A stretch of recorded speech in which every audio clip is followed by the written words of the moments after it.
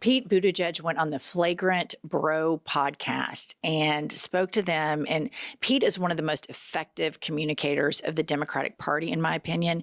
But it's important to point out that he ceded no ground. Like some other Democrats have arrived at meeting and chit-chatting with MAGA influencers, they immediately cede ground and caved to MAGA upon arrival. Pete didn't do this. Furthermore, he put on a master class about how to debunk MAGA conspiracy theories and lies. Play the first clip. Like the data are like based on some real set that the data somebody gathered. It can be manipulated. Right? But yeah, how it looks or how you make it sound. Yeah. I mean, they're doing this right now. Again, the Doge stuff, they make it sound like there's like millions of dead people getting Social Security. Exactly. We're just not. That's just not true. So how many are there dead people? That's because this seemed to me fact. Well, first of all, like Biden can get it. Look, I mean, one thing to think about is like, obviously the vast majority of people who die of old age are getting Social Security the day they die, right? Mm-hmm. So like for at least a minute or a week or a month or however long it takes, right? There's that process of updating. But part of it had to do with how the database was built. And you just didn't necessarily like remove everybody from the database. It didn't mean they were getting money, but it meant they were in the database. And so you could twist that into looking like this is what the president did in his speech. Like, it's true there's this database that had all these people from like, 100 years ago. It was not true that they were getting checks. Okay. Wow. But he said the one part. That's good. And your brain fills in the blanks. And now you think, oh shit, there's like millions of people who are 150 years old. So this is a masterclass because Trump and Musk want to dismantle Social Security. So they start with propaganda. And these bro podcasters immediately said, well, that's just a fact. Dead people are getting money. Pete Buttigieg says, no, it's not. And you hear him explain why in less than a 2-minute clip. And you hear them all go, oh, I get it. And that's why it's so important that people like Pete, if you want to go talk to MAGA, you can do it, but don't cede any moral ground. Do not cede anything. And Pete doesn't do that. Pete is absolutely, he is so smart. He is such a good communicator. And I give him a lot of credit for going, he's always going on Fox. He does the Democratic message in Republican spaces. But you look how fast these people change their minds when they understand and they're given true data. They just haven't heard it. Okay, next up, Pete talks about going on Fox News with the Flagrant podcast. It's all well and good for me to keep going on Fox News, and I will, although they don't seem to be inviting me as much lately. But, a lot of... He just called y'all pussy. I like that. Talking shit. Talk your shit, Pete. Okay, so... Andrew Schultz says to Fox News, he just called you a pussy. And when I saw all this, I knew that there would be a homophobic backlash from Fox. I knew that that was imminent because that's what MAGA does. If there's a successful black speaker, there is going to be a backlash from that, a white lash. When there's a successful gay speaker, there's going to be a homophobic backlash. This is what they do. But let's look at the comments really quick before I get to Fox's response as to what they were on the Flagrant podcast. The first one is, I'm a Republican, but Pete seems like a chill dude. Seems like the type of dude I would sit down and have a beer with.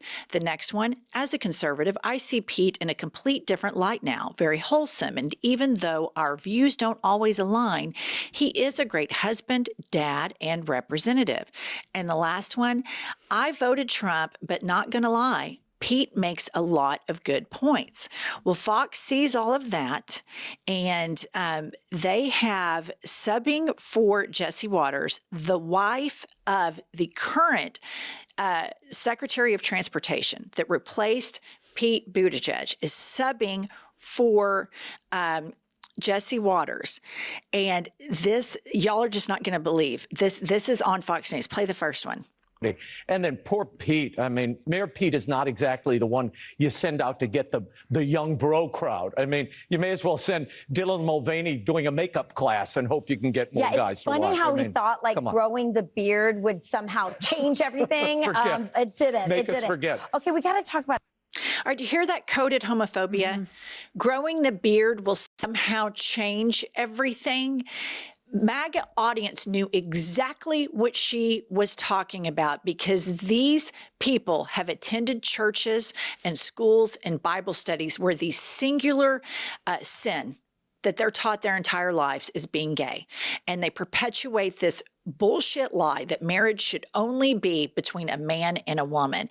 And Fox is so full of this kind of homophobia and bullshit. Here is Mrs. Duffy again being homophobic. Put this up. Mayor Pete has an idea. He's clearly gotten the masculinity problem memo. He's pretending not to be a beta. He grew a beard and he hit the manosphere, the male podcast world. I just think that is despicable.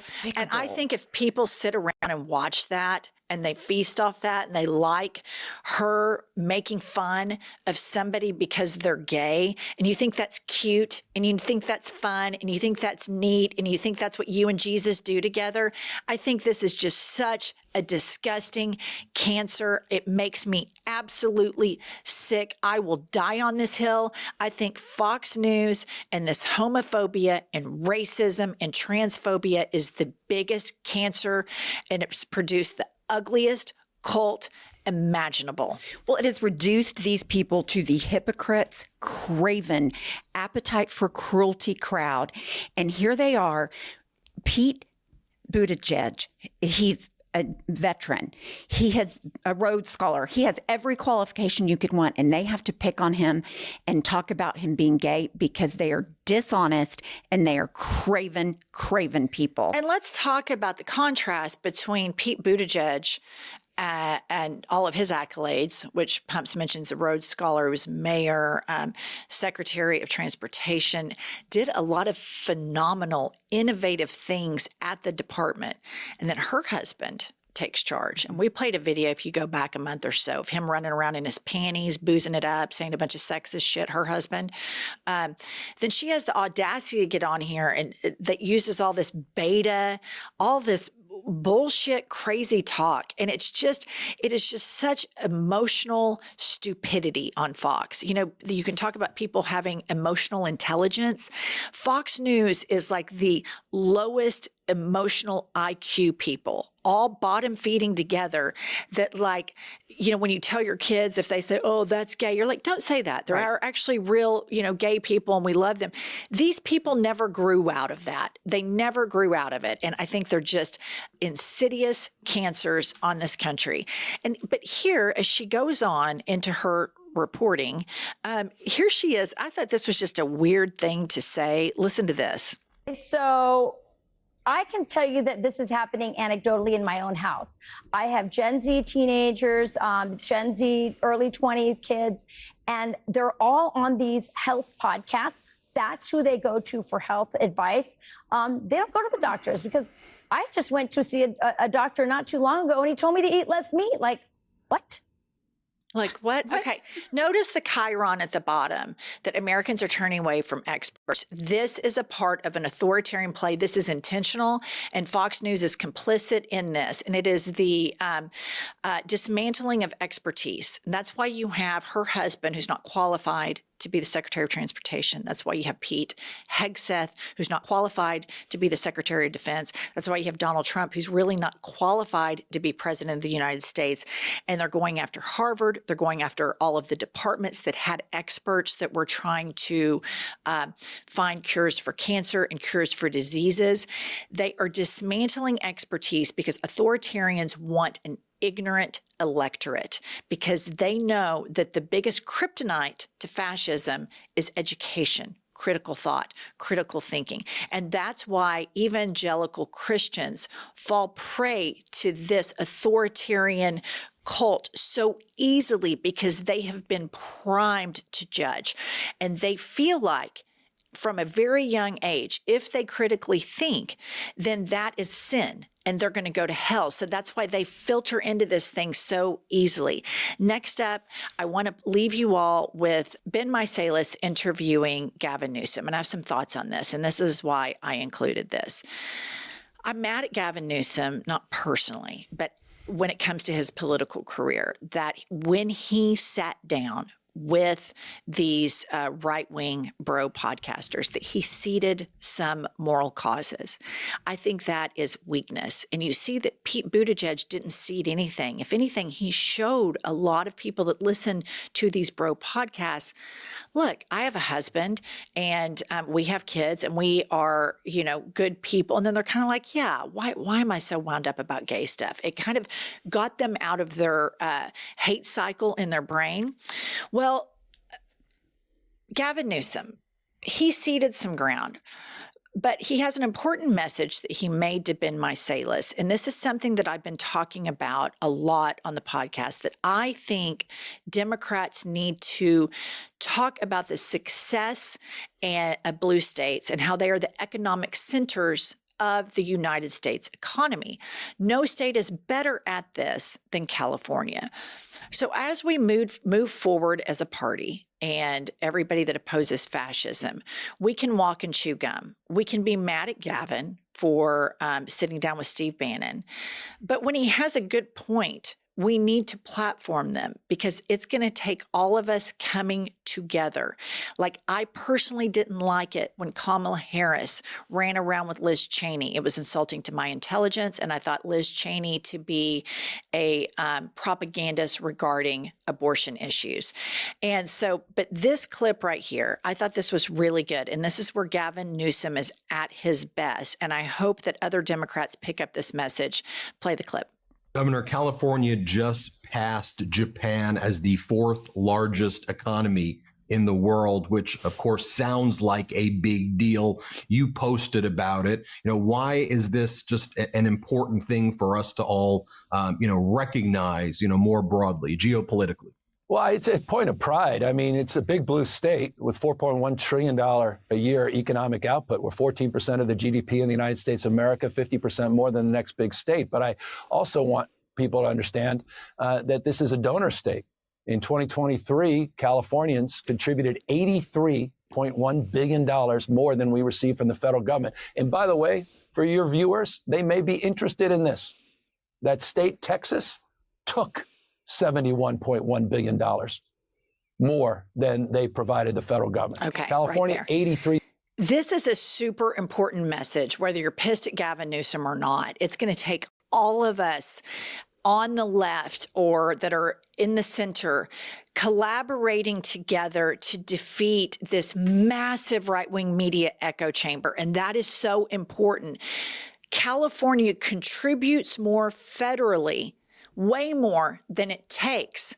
Texas takes way more than it gives. So all of these red states are welfare queens. All of these big blue cities are the economic centers and the heartbeat of the American economy. This is why Target, when they rolled back their DEI, you don't see Target in small town rural America. You don't see a bunch of Targets, way out in the country and in the sticks. They are in areas where the economies are strong. And when they rolled back their DEI and when they decided not to sponsor gay pride anymore, what happened to them? They're losing billions of dollars.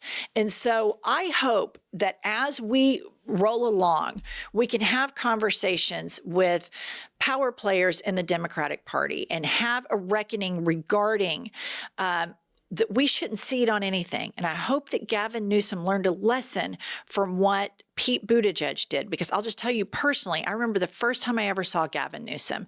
I was 20-something. I was watching Bill Maher. I was this liberal atheist that lived in the buckle of the Bible Belt, and I could watch Bill Maher and hear people that were so different from people in Oklahoma City that had really deep intellectual conversations.